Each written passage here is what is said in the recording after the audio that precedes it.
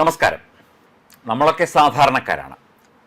നമ്മൾ തിരഞ്ഞെടുത്ത ജനപ്രതിനിധികളുമൊക്കെ തന്നെ സാധാരണക്കാരാണ് എന്നാണ് നമ്മുടെ വിശ്വാസം. പക്ഷേ ഇവരൊക്കെ കോടീശ്വരന്മാരാണ് എന്നറിയുമ്പോൾ നമുക്കൊരു ചെറിയ ഒരു നെറ്റി ചുളിക്കൽ നമ്മുടെ ഇടയിൽ നിന്നുണ്ടാകും.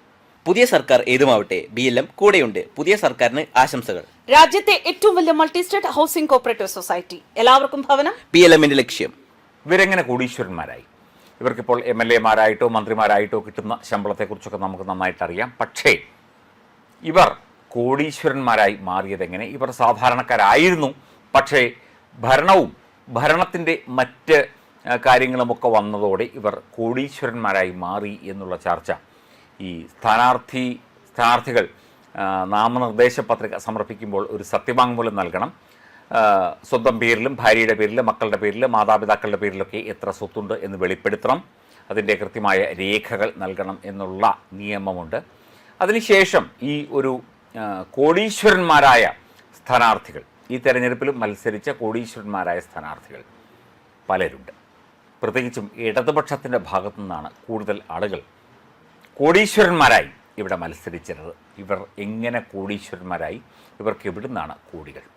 ഈ ചോദ്യം സാധാരണക്കാരനായ ഒരു കേരളീയൻ ചോദിച്ചാൽ നമുക്ക് തെറ്റു പറയാൻ സാധിക്കുമോ? ഒരിക്കലുമില്ല. എന്തായാലും കോടീശ്വരന്മാരുടെ ഒരു ഏകദേശ പട്ടിക പുറത്തു വന്നിട്ടുണ്ട്. ഇതിൽ കൂടുതലും നേരത്തെ പറഞ്ഞതുപോലെ ഇടതുപക്ഷക്കാരാണ്. വി അബ്ദുറഹ്മാൻ തിരൂർ മണ്ഡലത്തിലാണ് ഇദ്ദേഹം മത്സരിച്ചത്. ഇടതുപക്ഷത്തിൻ്റെ ഭാഗമായിട്ട് മത്സരിച്ചതാണ്.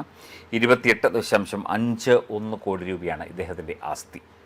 അടുത്തത് PV ശ്രീനിജൻ, കുന്നത്തുനാട് പഞ്ചായത്ത്, 14.74 കോടി. P രാജീവ് കളമശ്ശേരിയിൽ മത്സരിച്ചു, 7.57 കോടി. അതുപോലെ സാജു പോൾ അങ്കമാലിയിൽ മത്സരിച്ചു, 6.65 കോടി. അടുത്തത് MS വിശ്വനാഥൻ സുൽത്താൻ ബത്തേരിയിൽ മത്സരിച്ചു, 5.89 കോടി. എല്ലാം കോടികളാണ് കേട്ടോ. ഇനി തോട്ടത്തിൽ രവീന്ദ്രൻ കോഴിക്കോട് നോർത്തിൽ മത്സരിച്ചു, 5.14 കോടി. വി ശിവൻകുട്ടി നേമത്ത് 4.75 കോടി രൂപയാണ് ശിവൻകുട്ടി സഖാവിൻ്റെ ആസ്തി. വീണ ജോർജ് ആറന്മുളയിൽ മത്സരിച്ചു, 4.25 കോടി. ഇതൊക്കെ എവിടെ നിന്നാണ് എന്നുള്ളതാണ്. അതുപോലെ അഡ്വക്കേറ്റ് KM സച്ചിൻ ദേവ് ബാലുശ്ശേരിയിൽ മത്സരിച്ചു, 4.07 കോടി രൂപ. നമ്മുടെ തിരുവനന്തപുരം മേയർ ആര്യ രാജേന്ദ്രൻ സഖാവിൻ്റെ ഭർത്താവാണ് സച്ചിൻ ദേവ്. അദ്ദേഹം സാധാരണക്കാരനായി SFIയിലൂടെയും DYFIയിലൂടെയും ഒക്കെ കടന്നു വന്ന വ്യക്തിയാണ്. സച്ചിൻ ദേവിന് എവിടെ നിന്നാണ് ഈ 4.7 കോടി രൂപയുടെ ആസ്തി ഉണ്ടായത്? അതുപോലെ പ്രീതി കൊഞ്ചാത്ത് കോട്ടക്കലിൽ മത്സരിച്ചു, 4.03 കോടി രൂപ. UDFൽ കേരള കോൺഗ്രസ് സ്ഥാനാർത്ഥികളുടെ ചില വിവരങ്ങളും പുറത്തായിട്ടുണ്ട്.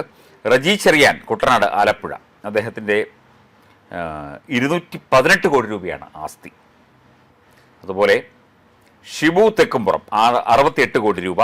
അതുപോലെ അപ്പു ജോൺ ജോസഫ്, PJ ജോസഫിൻ്റെ മകനാണ്, 15 കോടി രൂപ. അഡ്വക്കേറ്റ് വർഗീസ് 5 കോടി രൂപ. അതുപോലെ തന്നെ അഡ്വക്കേറ്റ് തോമസ് ഉണ്ണിയാടൻ 3 കോടി രൂപ. അഡ്വക്കേറ്റ് മോൻസ് ജോസഫ് 2 കോടി രൂപ. വിനു ജേക്കബ് കുഴിമണ്ണിൽ 1 കോടി രൂപ. ഇതൊക്കെ കോടീശ്വരന്മാരുടെ പട്ടികയാണ്.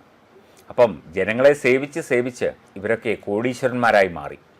ജനങ്ങൾ പട്ടിണി പാവങ്ങളും ക്ഷേമ പെൻഷൻ നിവൃത്തിയില്ലാത്തവരും കൃത്യമായി അവരുടെ കാര്യങ്ങൾ പഞ്ചായത്തിലോ റവന്യൂവിലോ ഒക്കെ പോയാൽ നടക്കാത്തവരും വീടില്ലാത്തവരും ആഹാരമില്ലാത്തവരും ദുരന്തങ്ങളിൽ ബുദ്ധിമുട്ടുന്നവരും കണ്ണീരൊലിപ്പിക്കുന്നവരുമായി മാറി ജനങ്ങൾ. പക്ഷേ MLA മാരും മന്ത്രിമാരും ഒക്കെ തന്നെ കോടീശ്വരന്മാരായി മാറി. അതിൻ്റെ ഒരു കണക്ക് ഇപ്പോൾ സമൂഹ മാധ്യമങ്ങളിലൊക്കെ ചർച്ചയാവുന്നുണ്ട്. ഇതിനു മുൻപും ചർച്ചയായിരുന്നു. അത് ഒന്ന് പറഞ്ഞു എന്ന് മാത്രം.